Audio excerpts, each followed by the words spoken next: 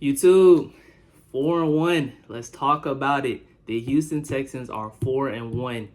Being a lifelong Houston fan, I don't know when the last time I can say that. It's been, 6 years? Maybe 6 years, 2018, 2019.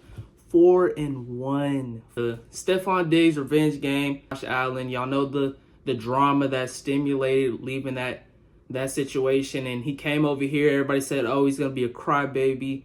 He going to want 15 targets a game. And so far, he's not even getting that, but he's looking very happy. So who knows what the relationship was over in Buffalo. I feel that we got the better half of it. I hope the Buffalo Bills, I still wish them success. But if it's against my Texans, I'm sorry. We got to catch the dub. First, go into those jerseys. Them H-Town Blues, 10 out of 10. I think it's perfect that we don't use those every week, because if those were the main home jerseys, I do feel like they would get kind of played out. Something about, I think it's the red numbering or the red outline around the numbers that's just setting these jerseys off. The white ones, I'm a fan of. I don't really like the blue pants with them. I'm waiting for us to actually do some real combos with it. I want to see the navy jersey with the navy pants. I feel like that all navy look is going to go crazy. It was a combo we whipped out last year, and I remember it a lot from the Deshaun Watson era. It was the color rush unis that we wanted to call it, where we wear the navy tops, navy bottoms with the candy paint red helmets. When we pull that combo out, come back to this video and tell me that wasn't the best combo we've dropped. I know it's not something that we want to do all the time. I know we like the traditional white top, blue pants. Whatever it is, stick to it. These jerseys have been absolutely phenomenal. Not just having the jerseys, but having the story come back to it with the Oilers being gone, the Titans trying to continuously throw the shots that, oh, these is our jerseys, y'all can't use them no more. They want to wear them when they play against us, and we still be BTA every time we play them, and it's still going to be that same way this season. So I hope that they pull those out and we rock the new H-Town Blues, because my dad growing up, he was a big Oilers fan, and hearing that the Oilers left and watching documentaries on what they meant to the city, having something that's now just straight Houston where it's the H-Town Blue. It doesn't have any past connotation to it. It has this team, and call it what you want, we're undefeated in them. 1-0, undefeated in the new H-Town Blue jerseys, and I hope that we can continue that streak with them. I think the Bills played an exceptional game. The Texans defense was on one. When I tell you we were on one, we were on one. Josh Allen had one of his worst games in the past 30 starts, I believe, that he's had. I thought this was one of our first chances to look at how our team matches up against a playoff contender of an AFC team, because our first games we had the Vikings, which is a really bad loss. But right now the Vikings are torching everybody. It looks like they're 5-0 on the year, going into a bye week, and they look really good. So I can't be too mad about it. Yes, a bad L is a bad L. So 34-7, or I can't even remember because I wanted to erase that game from my memory so bad. But for us to match up against the Bills going into the game, they were 3-1. So it was like, okay, 3-1 versus 3-1. Who's going to come out? Who's going to look better? This is pretty much the battle for essentially the number 2 seed in the AFC right now. Yes, I know the Ravens are on a little hot streak with catch a rhythm, find the chemistry with their run game with Derrick Henry and Lamar. But other than that, it was the Chiefs and then kind of a little bit of a gap. The Texans, we were there, but after a loss to the Vikings like we had, it just wasn't looking too well. So I felt the matchup, us against the Bills, was perfect. It was to be able to see, is our defense really elite, which they looked like it last night. How is our offense going to match up against a little bit of a better defense? Are we going to be able to close out games? These were my tips that I feel like we should have had going into the game.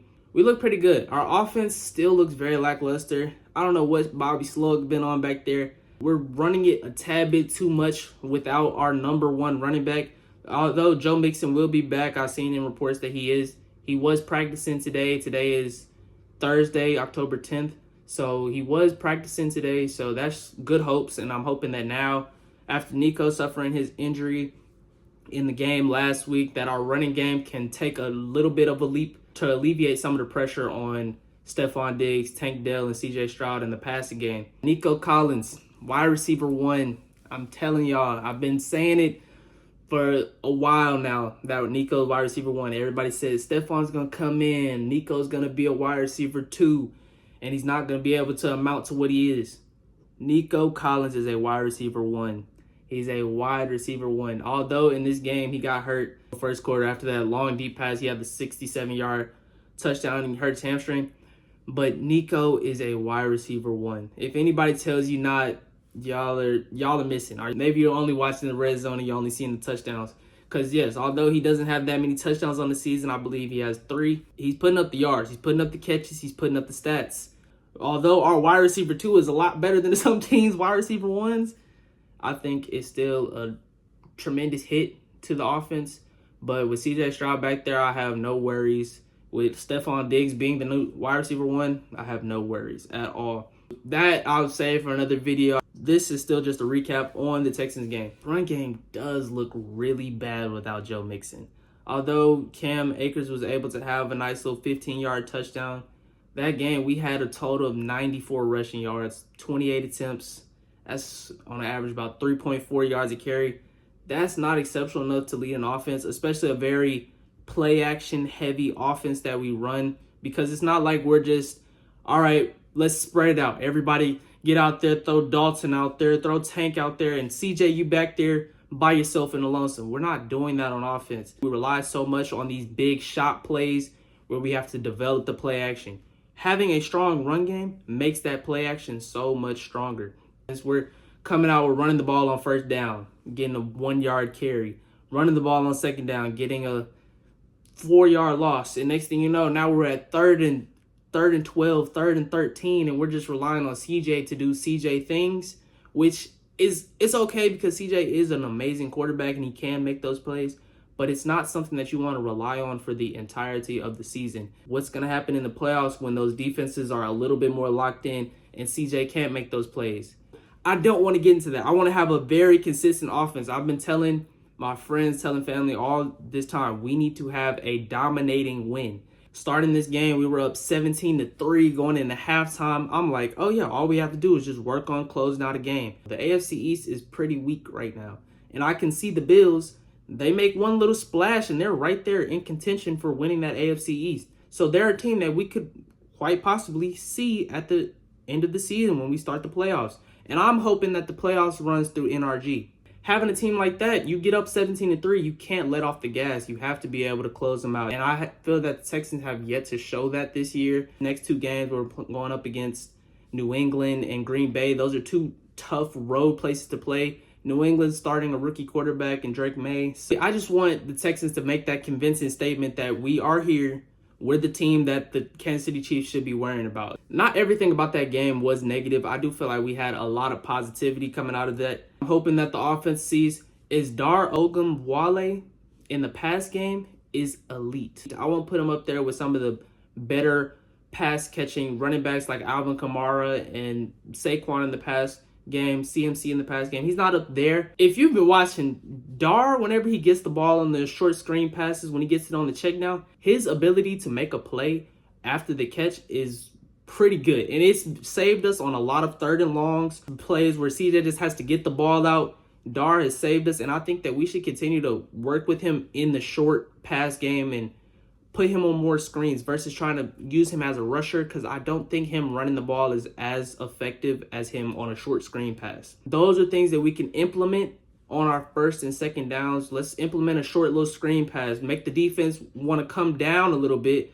Now we can take the top off with a Tank Dell deep post route over the middle. A nice little Stefon Diggs 15-yard crosser across the middle. Those are the things that we need, not the, oh, let's run the ball first and second down, and now we're at third and 8, third and 9. Tired of playing hero ball with the Texans, and that's the big thing that we really need to work on going into next week. Lastly, keeping it real short, another good positive, Laramie Tunsil. Laramie Tunsil, man, the first 4 weeks of this season, I wanted to slap Big Baldy. But last week in the game, he finished the game with 0 false starts. And all I want to say is, man, we can give it up to him. Round of applause. I'm hoping that means he's found his rhythm. They're back on the same page on the offense, and that's what gives me hope going into next week. In total, the offense had, I want to say, 3. And that being the positive is an amazing thing. Having that makes our third downs not be 3rd and 20s, which we were somewhat facing in the first 4 games, where we're just getting penalty after penalty, false start, illegal formation, where if we could tone down on the penalties, we're beating ourselves in these games. These aren't games where we can't have the convincing wins, but the penalties are holding us back. We were 50% on third downs, 8 for 16, which is okay. I wish that could be closer to like the 75% where we can be 12 for 16, where our drives don't stall out as much. Having numbers like this is okay. I just don't want the entire game and every single drive to depend on CJ making a hero ball play. And I'm going to keep stressing that until Bobby Slowick changes the offensive play calling. We'll see going into this Sunday against New England. Back-to-back road game stretch, like I mentioned earlier. New England in New England. Green Bay in Lambeau. Yes, Jordan Love is back, but I think both of these are pretty good games. We're not very good on the road. We do struggle a lot. We lost in Minnesota. And last year, we won our playoff games here in Houston. We were very good in Houston, but on the road, we struggle. Being able to win on the road has been a challenge for us, but I think having these two kind of below average teams should help us a lot. These are two very crucial wins that we need to get. Having these two wins will boost us a little bit ahead in the division. After that, we're going to have a very rough stretch of 7 games where I think we're playing Detroit and Houston. We're playing the Cowboys in Arlington. That's going to be a crazy game. We got to go against the Ravens. The Dolphins, I'm not sure if Tua will be back by then, but that's still a tough game. We're going to have the Chiefs. And so also the Jets was a team that we thought, oh, we could beat them easily because they didn't have their quarterback, and we still ended up losing that game last year. Having these 2 games going into a bye would really just boost our team morale, team confidence. I'm excited. 4-1, nothing else you can really say. Stefon Diggs, I think he said it pretty much. He told us, hey, my game's going to speak for it. He showed us on the field. He had a pretty solid game. I think 6 catches for 83 yards. But him stepping up to be the wide receiver 1 is going to be a new look for the Texans. We're going to see what it's like without our wide receiver 1, without the best receiver in the league currently. But I have no problems. I have complete 100% faith in the Texans, and we're looking to be 5-1 this weekend. All right, y'all. Peace.